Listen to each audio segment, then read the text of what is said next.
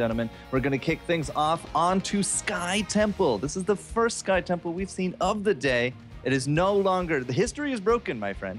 It's not going to be the max stack Glorong into Cursed Hollow. It is going to be actually a loss for Cognitive into Sky Temple. So I say, let's see what they're going to be doing to us.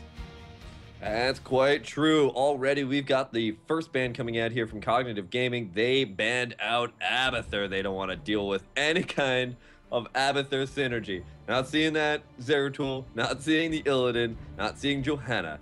There is nothing going on with that Abathur. Banned out immediately. So since there's no first pick available to Cognitive, would Cloud9 ban out Sylvanas or Kayle?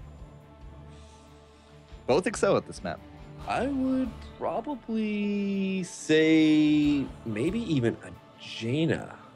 We have been seeing a lot of Jaina for Cognitive because it goes very well with the Asmodee comp. But on the second map, still, you see the JJ come out repeatedly. That's true. That's true.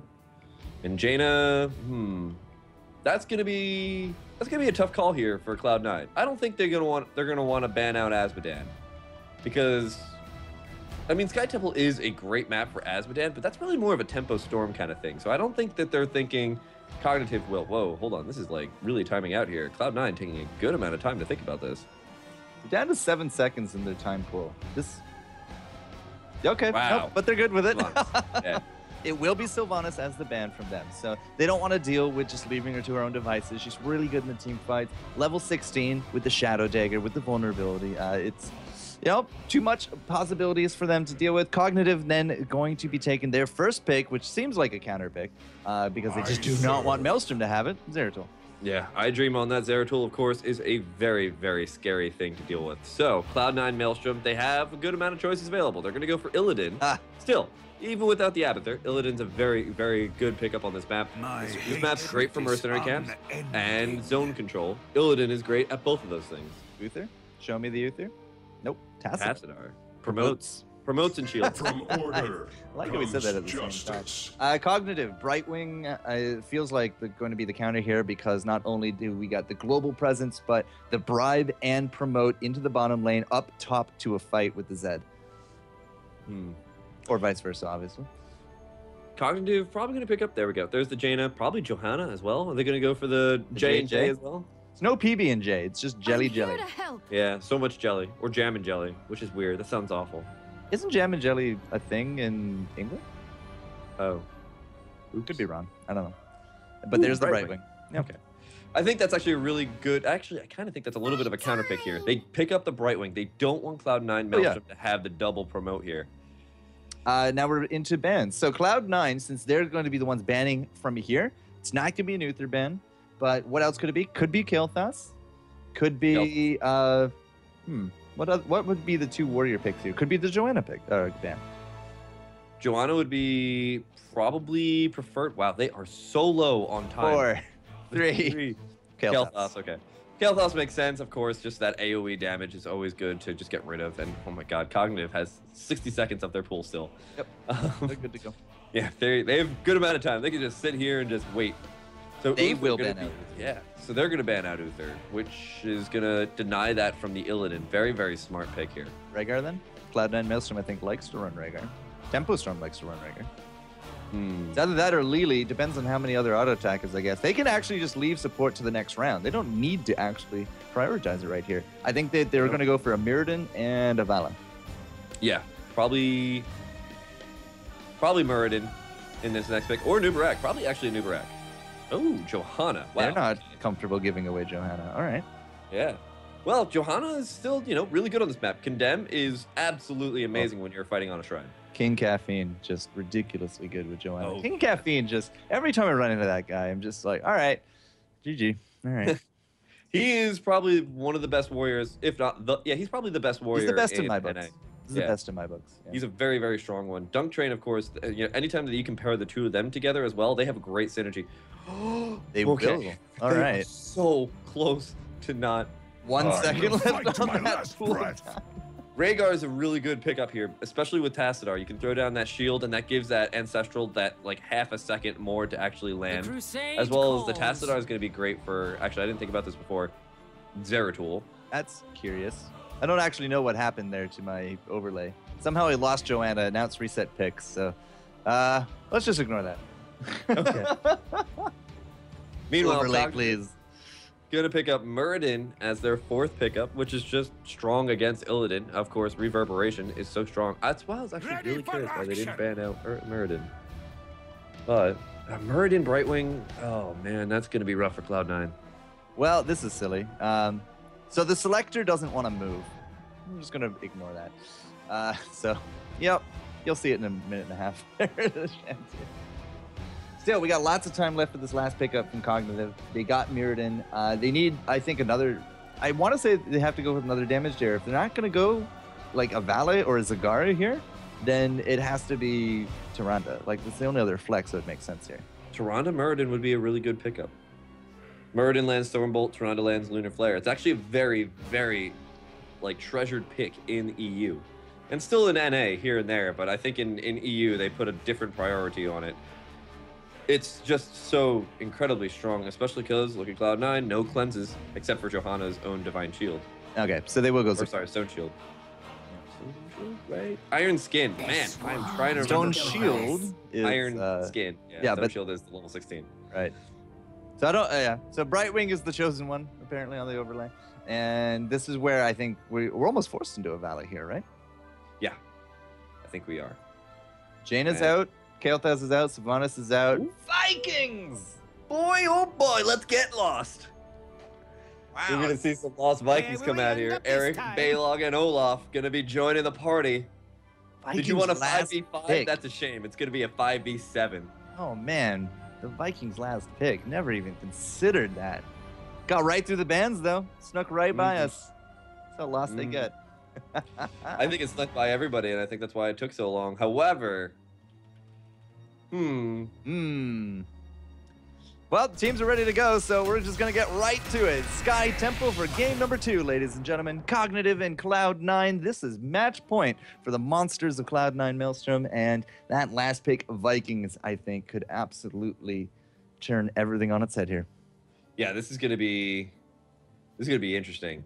Especially just because of just, you know, we've seen this before. We saw this on Cursed Hollow, where we saw Shot play Vikings, was just able to soak up. Anytime you lag out the enemy team from being able to be soaking up lanes, guess what? Those Vikings, they don't lag out. They will sit there. They will get all that experience, and they will be more than happy with all of it. But let's get on into this map. On the left-hand side from Cognitive Gaming, we've got so many of their members already waiting out here. Shot playing Zagara. We've got Silo on Muradin, Hospital on the Jaina, Glaurung on the Zeratul, and Iacona playing the Fairy Dragon Brightwing.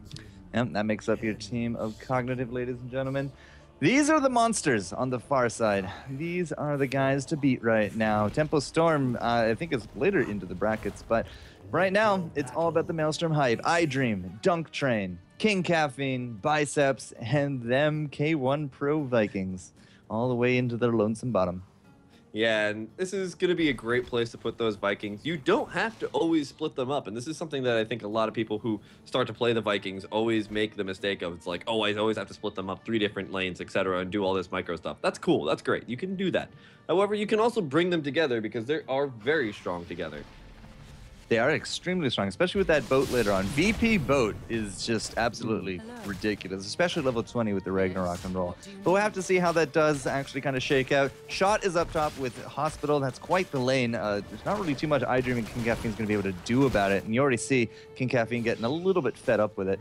Mid is the Task Star, but we've lost out the Olaf bottom. Nice gank coming in there from Glaurung on that Zeratul. And I think, if I go back far enough, Glaurung was the original Zeratul in a lot of our pro tournaments back today, I think. So that's actually kind of hype right there. It's really cool to see him back in this position. You know, when we was playing on Tempo Storm, he was more of the warrior. However, they've got Silo on Cognitive, so he doesn't need to be playing that position.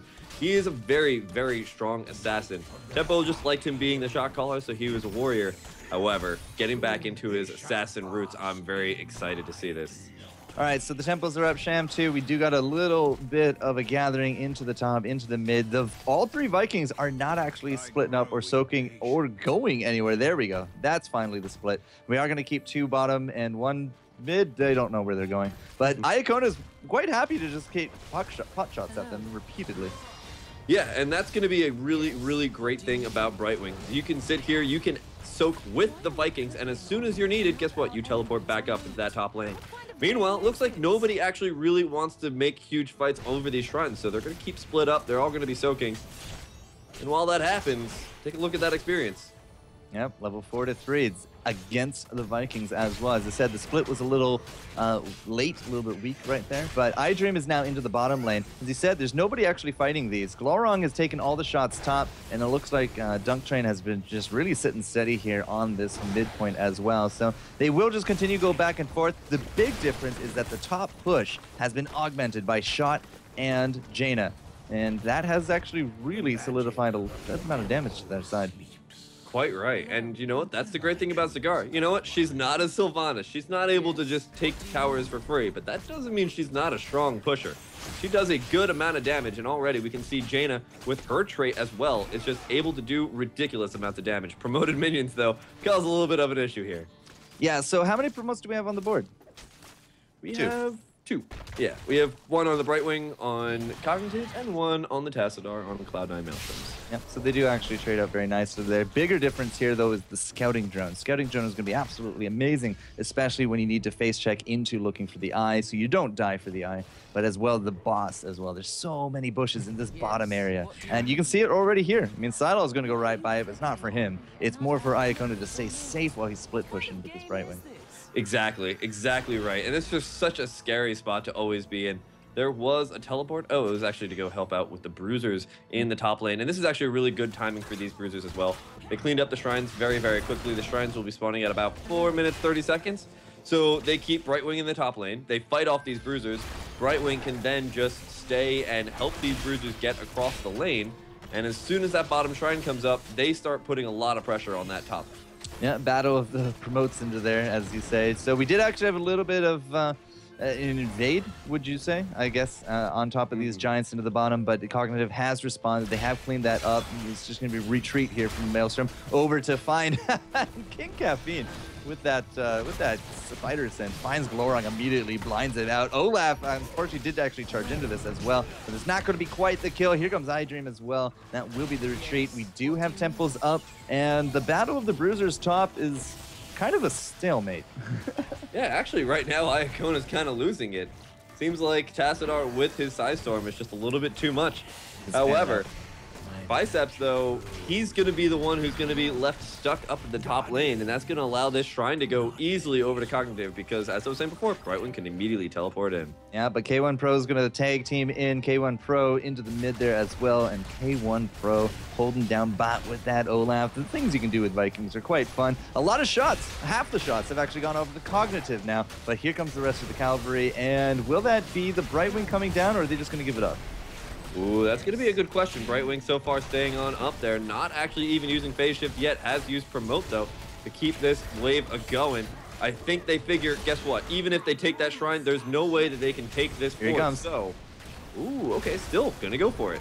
Yep, he's going to do that gust. He's going to be healing up not only Glorong, but Silo as well. And it looks like the rest of the shots will go over the Cognitive. And ooh, could they even body block and get the kill on Caffeine? Of course, he does not have any kind of jumps or escapes. And Johanna, as stalwart as she is, will be susceptible to that death. And that will be 1 1/4 kills to 0 thus far. 1 1/4 kills. Very, very nice for them. Of course, the quarter comes from the Lost Vikings. Whenever you kill them, they count as a quarter. Actually, they count as a third of a death, but for some strange reason, they still only count as a quarter on the scoreboard, if I remember correctly. No, they actually count as a quarter. There's math involved, but we're not going to get into it. Okay, math is very, very difficult. I completely agree there. However, Shot, Glaurung, Hospital, Silo now coming on up here. Looks like they're going to make a question of whether or not Cloud9's going to be able to take this top fort. Oh, maybe even a question of whether or not iDream's going to be able to get out of here. Is there going to be the reverberation coming down here? No, there's not. Where's the slam? Oh, the metamorphosis coming in here. Heroics have been grabbed. Johanna in the thick of things. There's the Water Elemental and the Void Prison finally releasing. But it doesn't look like they can really do that much. They're going to back up. Wow, that fort didn't go down. We still have Boat, we still have the Ancestral Healing, but we also still have Mob. We didn't have the mana to cast it here from Shot. I was really looking forward to that mod to see what kind of reset we can get out of that one, but a lot of heroics for no real big value. The big value, however, was actually just the fort, but I don't really think that's huge at this point. It's on its last legs. It's low-hanging fruit. Well, forts don't really normally have legs, so I hope it's on its last legs. Would it even have Foundation. legs in the first place? The foundation. There we go. Yeah, foundation's totally its legs. Well, those are columns, are they not? Plus legs. You can argue this all day, but if you really... Experience is neck and neck, Sham, too. This is a much closer game at this point than it was in our original. But Glorong and King Caffeine, Dunk Train's there as well. Not really too much is going to get happening, but it will then be the attention turned here to our Stone Bros. We got to get them marching bottom, and both teams are thinking the same wavelengths here. You know, it's really interesting. It looks very, very paired right now, but I feel like this is one of those situations where a couple of these shrines start going over cognitive, and all of a sudden you're going to find like 3 forts go down in one shrine. Meanwhile, look at cognitive structural, damage. It's really very low. Yep, their mid is actually looking good. Their mid is not really looking that great, but top was good. Bottom is finally starting to take a little bit of damage, but we do got 2 shrines up. iDream very likely just to solo out this bottom, whereas the mid is going to go the way of cognitive. And I don't really see the teams mobilizing for any kind of big fights. They might just try to trade this out as best they can. Yeah, I think that this is just a really good time for both teams to kind of just static this out, just keep everything balanced, don't go for anything crazy. And with that, we're just kind of posturing for a situation. They're waiting for their opponents to mess up, and both of them are now waiting for each other to mess up, and that's why it's just they're okay with just doing this. All right, Bruisers into the top. Looks like it's about to start the same here from Hospital and Crew on the side. Shot is just going to throw down those roaches. They'll tank him out, and it will be a little bit more of a war. If Biceps and Dunks stay into this top, especially with King Caffeine, they're not really going to see a lot of value from these cognitive mercs. And at the same time, both the shrines are done. Level 13 to just under. The slightest of advantages so far for Maelstrom. Yeah, hopefully they're going to be able to pick up that level 13 in the next couple of seconds here by killing out these bruisers and soaking up top and bottom. Looks like Glaurung now coming on in here into the bot lane. Can they pick up iDream? No, the jukes are real. And possibly the re-engagement. Dunk Train now joining on into this fight. 13, though, on the cusp here for Cognitive. If they get it, yeah, okay, now they're picking up all their talents. They're going to be in a better spot. King Caffeine immediately just starts transitioning towards that mid. If Shot had come down for that fight, he would have run right into not only K1 Pro, who loses out that Eric, a little bit sloppy, but he would have found King Caffeine there as well. So, some really smart rotations, but Shot either didn't see it, didn't rotate, or some other reason didn't do it. But they will actually get another quarter kill to their name. Yeah, and you know what? That's just a little bit more map presence. Unfortunately, it's not as great as getting an entire hero kill, but you know what? You take what you can here and there. And that's also not going to count for a Gathering Power stack because, well, Zeratul doesn't have Gathering Power. He does have his focus attack follow through and then on into Wormhole type build. Hospital. Oh, but Hospital doesn't have Sprint. Used it before. Gonna get caught in the bush. Never get caught in the bush, ladies and gentlemen. Definitely don't. What happens in the bush stays in the bush, and we don't need anyone peeping into that bush. Yeah, it's just scary. It's a scary thing to always be walking around on this map because there's just so many small little places where people can always be hiding. And King Caffeine has actually been hiding in a lot of bushes these last few moments. He's been looking for these rotations. He finally found one there with Hospital. So it's not the end of the world. She's about to come back up. As we do only have one shrine this round, we're very likely to see a team fight come out. But who will actually take it this round? 14 to 15. So we're on the even talent tiers. And in terms of some of those talents, you said a little bit earlier, we had that sprint. Wow, how did that stun actually miss iDream? But we have the double sprint, Groove Sprines, the Wormhole, and there's the Thunderstrike. So Sylaw looking to corner someone and get that 300% bonus.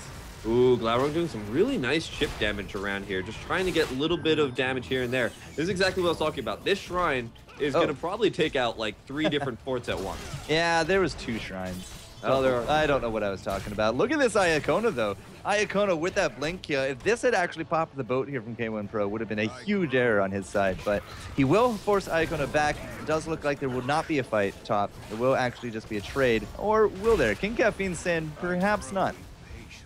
Yeah, this is actually a really scary spot. They are very, very close to level 16, but they just don't have it quite yet. They need to get this fort under their control in order to get that, to get the shrine under their control to get that fort. But it doesn't look like that's going to happen.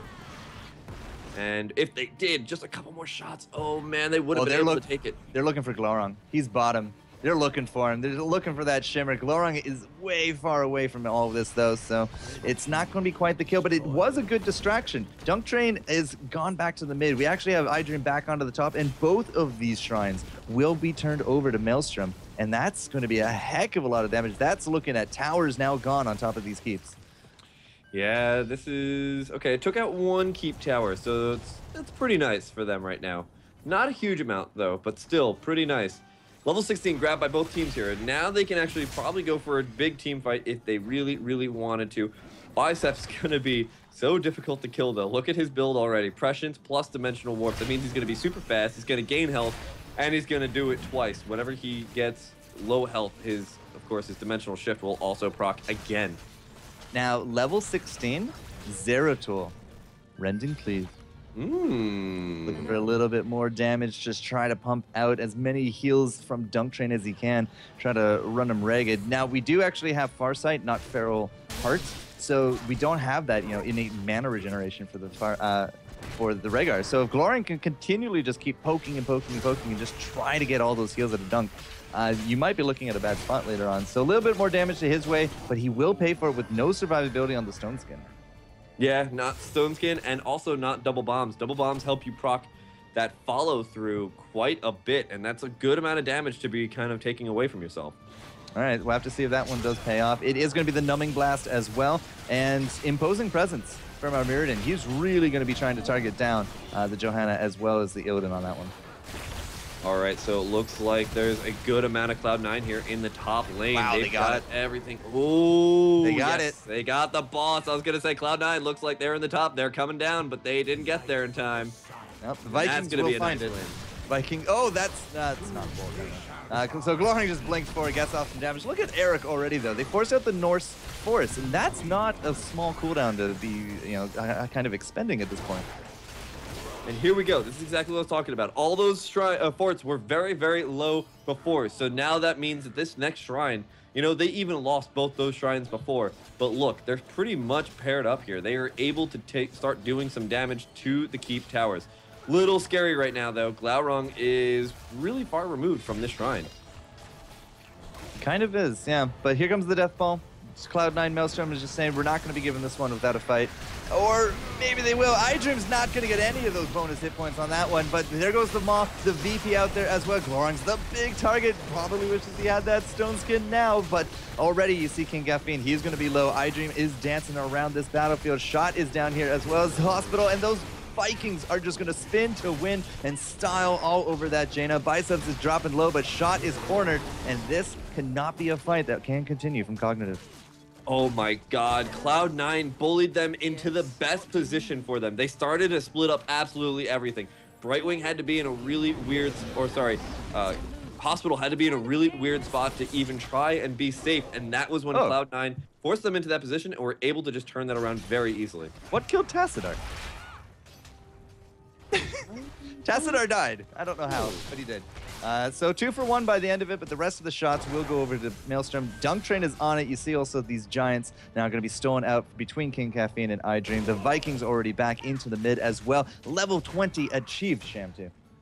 Yeah, and this is going to be a great talent tier for them as well. That's going to allow them to pick up that Storm Shield on Johanna, not going for the invulnerability.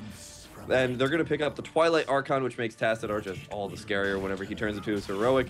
Rewind on that Rhaegar, so that means that Healing Surge is going to do so much work in Illidan's permanent metamorphosis, as well as Ragnarok and roll on the Vikings. 30% attack speed for Illidan, man. That goes a long way to keeping himself dancing amongst these fights. But so right now, Silo and crew, they just need to try to split and soak and get as much experience as they can before the next big offensive comes out of Maelstrom. All right, so let's see what's going to happen here. We've already got Zagara and the rest of Cognitive coming down here. They have to defend this bot lane because they can already see that this is pretty much where Cloud9 is focusing all their attention. Hello. The question is whether or not they can actually make a good fight out of this or do something else around the map. Already we can see Glaurung looking right. I don't exactly know what Glaurung's doing right now. It looks like he's just trying to push lanes. He's just looking for anything and everything that he can at this point. He might find some damage on top of Dunk, but even then, it's going to be fleeting as the rest of the team has now just kind of collapsed. And this is the best lane to push. They got the Stone Bros, and they got the level 20. They know that there's not going to be a big fight on top of this. So the positioning here for the Maw just seems so good. I'm just waiting for Shot to take it. They're about to hit the 20. Siloh's going to be jumping in. You got the Unstoppable already. Shot is looking for it. He's only going to get Johanna. Oh, Johanna's not only the worst one, though. Could they actually turn this into a little bit of a better fight? K1 Pro gonna pop the boat, actually. A very early boat to use here, because that means it's not gonna be up for the next couple of Shrine fights. They actually only spent 1 heroic in that entire fight, which is Zagara's Maw. But Maw is actually not going to come up before Vikings. Vikings have impatience as a virtue. All they got to do is find something to auto-attack like this mid-wave, and it should be up in the next 40 seconds or so. Yeah, if they can actually get in there and start getting that cooldown down, that would be great. However, they've got to... yeah, it looks like they're just going to back up. They're playing it safe. That's what I figured that they were going to have to do. All right, so the Vikings, they're just not going to keep chipping away, but they are going to be part of this next offensive. So no boat, no Maw. We still got a VP. We still got people here on this point. Shot just kind of skirting the edge there. Siloh's going to be the big guy, but that's going to be the avatar out of him. You cannot body block that dwarf for long without repercussions. And, you know, it's just so far the tank duel going back and forth. Siloh is so far from the rest of his team that they just could not collapse on anything.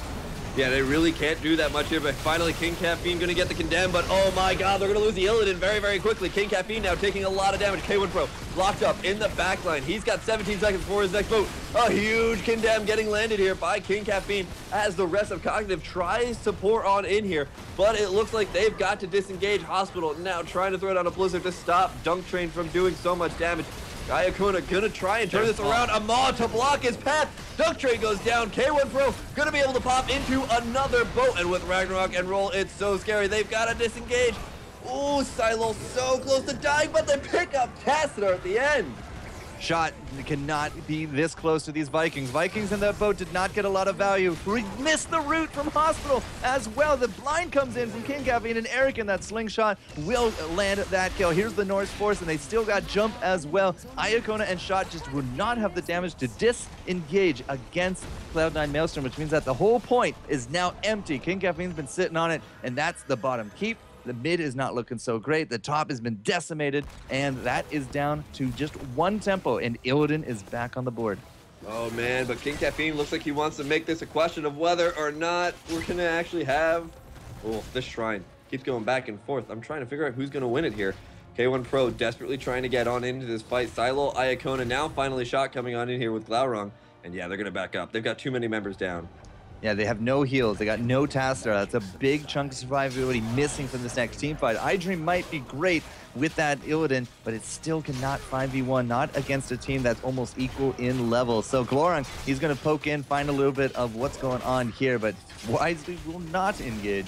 Could have been the death of him, and a death at this point in the game could be crippling for Cognitive. Yeah, exactly. Well, crippling for either or. I mean, this is so incredibly scary and on edge, but they've got the Zagara, so if they get a kill, they can easily push another keep down.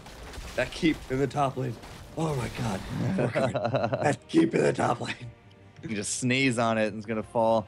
So remember that whole thing about death on Glaurung this early or this late into the game? Oh no, oh no, oh no. Does he have a bolt? He's got a Void Prison. Can they turn this around into something, though? He's so incredibly low. There's the Metamorphosis. He does use the Blink at the last second to get away. But, oh man, this means that the rest of the fight is going to be a 4v5. Silohh already getting engaged upon. And yeah, Cognitive got to back up. But, you know what? They had to pop a good amount of heroics here. So did Cloud9 Maelstrom. And nobody got a kill. Yeah, it's just the heals that are going to be up. The Ancestral and the Ysera's, not the Ysera's, the Blink heal. Nobody goes to Ysera's, never mind. But yeah, they actually got the defense on top of Glaurung. That was really superb teamwork. Nobody got anything really out of it except a heck of a lot of aggression out of their system.